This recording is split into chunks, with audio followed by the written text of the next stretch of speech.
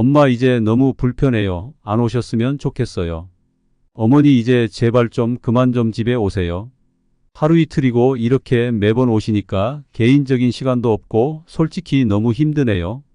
솔직히 어머니가 해주신 것도 없는데 매번 이렇게 무리한 요구하시네요. 오늘은 박씨 할머니의 기가 막힌 사연을 구독자 여러분들께 알려드리고자 합니다. 자식에게 버림받은 박씨 할머니의 슬픈 사연 과연 무엇일까요? 이제 아들 집에 가려면 눈치 보며 드나들어야 하고 자고 가는 것은 꿈도 꿀 수 없는 박씨 할머니. 불편하면 그래도 되는 거니? 세상 불편하지 않은 게 어디 있니? 부모 자식 간에도 어느 정도는 불편함을 감수하고 서로 존중해줘야 하는 거 아니니? 그런데 너희들은 내 입장을 하나도 고려하지 않고 쫓아내려고만 하니 너무 속상하기 그지없다. 내가 맞추지 않으려는 것도 아니건만 이렇게 내쫓을 수가 있니? 1년에 한 번 자고 가는 거. 그게 싫다고 추운 겨울날 어미를 이렇게 내쫓다니 자식 새끼 다 필요 없다는 말이 그냥 나온 게 아니되더구나. 어차피 자고 가봤자 나는 찬바닥에서 자야 하지 안 가고 말겠다. 왜 너희는 내가 마련해 준 집에서 안방을 차지하고 맘대로 자고 가니? 슬픈 사연 속 주인공인 박씨 할머니 크게 소리치며 자식 부부에게 야단을 쳤답니다. 박씨 할머니는 너무나도 이기적인 자식들이 원망스러웠죠. 참고 살았더니 부모라고 언제까지 참고 살 줄 아는 것인지 자식도 자식 나름이라지만 부모에게 무조건적인 사랑만 아는 자식이 꼴보기도 싫었답니다. 박씨 할머니도 부모 이전에 사람이라 참고 살아왔을 테죠. 박씨 할머니는 올해 신이 된 아들과 40이 훌쩍 넘은 철부지 딸이 있더랍니다. 남편은 일찍이 세상을 등지고 홀로 힘들게 자식들을 키워왔지요. 그것을 자식들도 모르는 것은 아닐 텐니다. 박씨 할머니도 아이들을 홀로 키우는 것이 남편과 함께 키우는 것보다 2배로 더 힘들었을 테고 2배로 더 치열했을 때입니다. 그래서 자식들 결혼할 때 눈물 한 바가지 쏟을 만큼 더욱 힘들었을 테지요. 시집 장가 보내는 곳이 그리 행복한 일만은 아니었을 테입니다. 박씨의 할머니도 그동안의 삶의 궤적을 돌이켜보면 기쁜 날도 있었고 슬픈 날도 있었을 테입니다. 자식들 장성해서 결혼장가 가는 모습을 보고 나니 담과 어멍 슬픔, 분노 다양한 감정이 있었을 때입니다. 지금이야 아들, 딸 모두 수도권에서 번듯한 직장 다니면서 가정을 꾸리며 살고 있습니다. 박씨 할머니는 출가시키고 지금에서야 충북 한적한 시골 마을에 살고 있다지요. 박씨 할머니는 자식 장가 보내고 나서 이제야 맘 편히 쉴 줄 알았건만 신도 야속하지 병마가 찾아왔더랍니다. 위암위기가 찾아온 것인데요. 하루를 울고 불며 지나온 세월을 탓하며 자책을 했답니다. 지금이야 시간이 약이라고 잠잠해지고 병원을 주기적으로 다니면서 치료 중인데요. 아무래도 대형 병원은 수도권에 있다 보니 검사를 받거나 결과를 들으러 갈 때 자식이 집에서 하룻밤을 자고 왔습니다. 검사하고 자식 집에서 자고 다음 주 결과를 들으러 갈 때에는 딸 집에서 먹는 등 번갈아 가면서 자고는 했지요.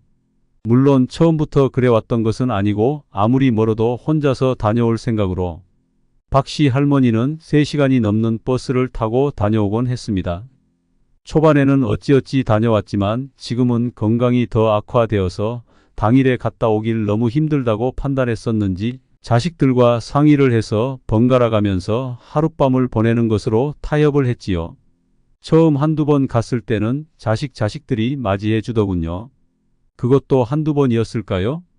그 다음부터는 저를 바라보는 눈빛이 달라졌답니다.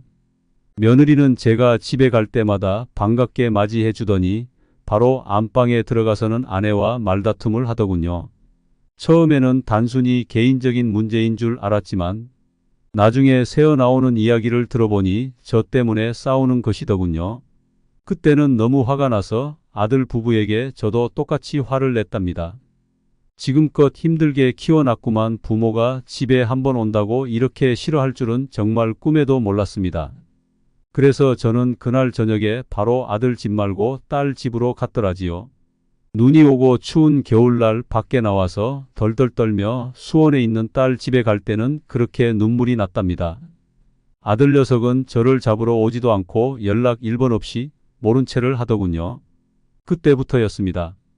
아들 녀석은 제가 방문하면은 문을 잠궈 놓는 건지 전화를 해도 받지도 않고 나중에 연락이 와서는 전화를 못 받았다며 바빠서 그랬다고 둘러대던데 며느리는 어찌 모르쇠로 일관하더군요. 나중에 전화가 와서 엄마 며느리가 집에 갈 거야. 좀만 기다리고 있어. 그래서 저는 집 앞 커피숍에서 기다리고 있었는데 30분 1시간이 넘어서까지 나타나지도 않고 연락도 없었습니다. 하도 기다렸다가도 안 오길래 저는 바깥에 나가서 벤치에 앉아 있었습니까? 다 그때 운동을 하고 있던 어떤 할머니께서 내 말을 거시더군요. 요즘은 자식 집에 안 가는 게 최고의 시어머니라고 한다고 합니다. 저도 그 말을 듣고 연신 공감을 하고 고개를 끄덕였지요. 그 할머니도 자식이 둘이지만 자식 집에 안 간지 먼 10년이 지났다고 하네요. 씁쓸한 웃음을 짓고 저는 공터에 덩그러니 앉아 있었습니다. 연신 저는 핸드폰만 붙잡고 언제 연락이 오나 차단만 보고 있어서 좀 날씨가 따뜻해서 그나마 다행이었지 겨울이었다면 저는 얼어 죽었을지도 몰랐겠습니다. 결국 아들 녀석이 늦게나마 연락이 와서 돌아갈 수 있었지만 정말 서운했던 하루였답니다. 수술 후에 체력도 많이 떨어져 있고 잘 먹고 잘 쉬어야 되는데 스트레스로 인해서 병이 더 날 것 같더군요. 병원을 갔다 온 저를 아들 부부는 별 신경 또한 쓰고 자기 할 일들만 하고 있었답니다. 손주 녀석들은 밥을 잘 챙겨주는지 애들도 학교에서 오자마자 집에 있는 주전부리로만 배를 채우고 있는 모습을 보자 하니 정말 가슴이 막막해져 왔습니다. 뿐만 아니니까요. 냉장고를 열어보면 김치 쪼가리 하나 없고 먹을 반찬 하나 없는 모습이 참으로 이게 맞나 싶다는 생각이 들었답니다. 물론 자식 녀석들도 맞벌이에다가 시간이 없는 것은 알겠지만 애들 밥도 챙겨주지 못할 정도로 돈을 버는 것은 앞뒤가 맞지 않다고 생각이 들더군요. 그날 밤까지 내일 출근인데도 불구하고 드라마를 보면서 깔깔웃고 있는 며느리를 보자 하니 저는 너무 속이 우라통이 터졌습니다. 물론 자식을 1년에 몇 번 보지도 않지만 자식도 불편하고 저도 불편한 일을 이제는 굳이 하지도 않아야겠다는 생각을 단단히 먹게 되더군요. 집에 내려가던 버스 안에서 그렇게 펑펑 울었던 적이 없어요. 감사합니다. 오히려 그런 일이 있고 나서 저는 마음을 더 단단히 먹고 앞으로는 자식 집에 신세지지 않도록 굳게 마음을 먹었습니다.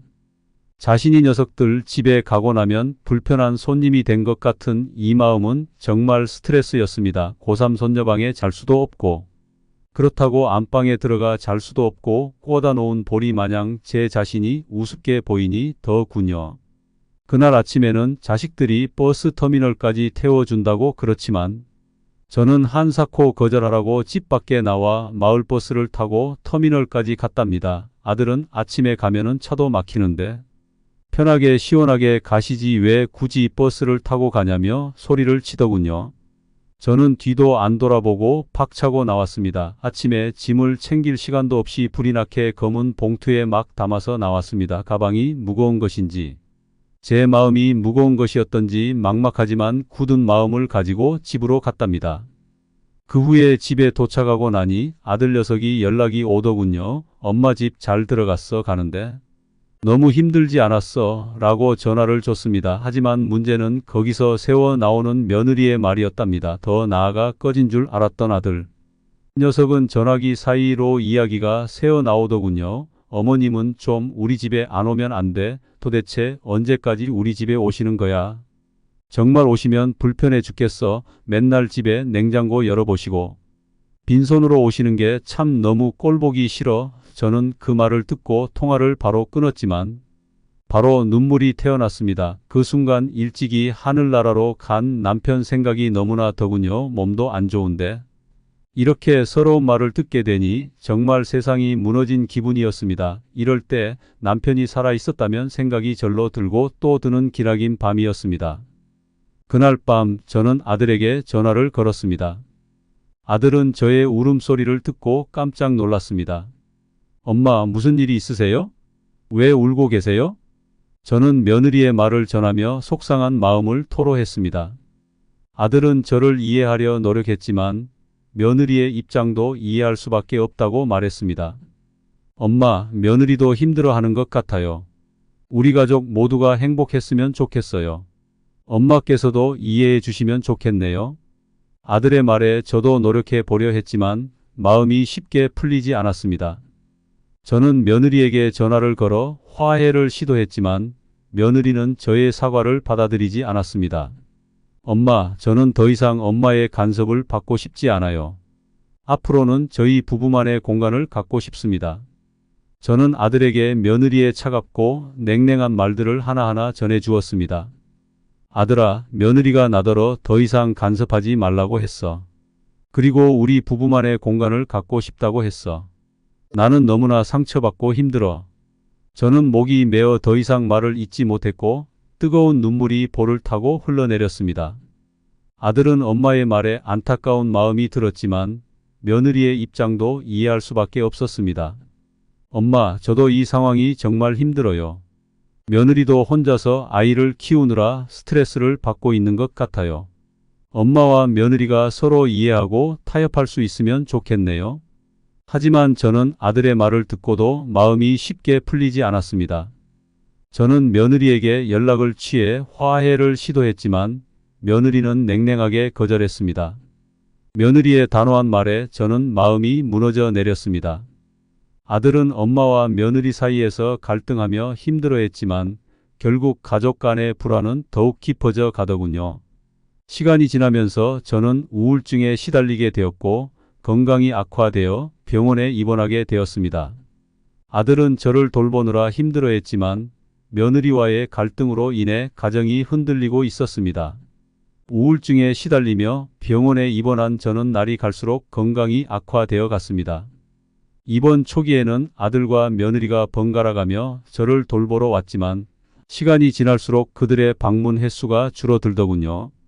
병원 침대에 누워있는 저는 가족들의 모습을 떠올리며 눈물을 흘렸습니다. 이 모든 것이 제 잘못이었다는 생각에 괴로워했지만 이미 돌이킬 수 없는 상황이 되어버렸습니다. 구독자 여러분은 사연을 듣고 무슨 생각이 드시나요? 일찍이 남편을 여인 박씨 할머니 너무 안타까울까 없습니다. 남편의 부재로 인해 경제적으로나 정서적으로 힘든 시간을 보냈지만 자식들을 위해 온 힘을 다했습니다. 하지만 자식들은 할머니의 헌신을 제대로 알아주지 않았네요. 자식들은 부모를 돌보기는커녕 오히려 할머니를 외면하고 소홀히 한 결과입니다. 자식들의 무관심과 냉대 속에서 외롭고 고독한 나날을 보내고 싶으신가요? 지금부터 자식과 거리를 두고 미리 홀로 독립해야 하는 이유입니다. 할머니의 눈에는 언제나 눈물이 가득했고 마음 깊이 외로움과 슬픔이 서려 있습니다.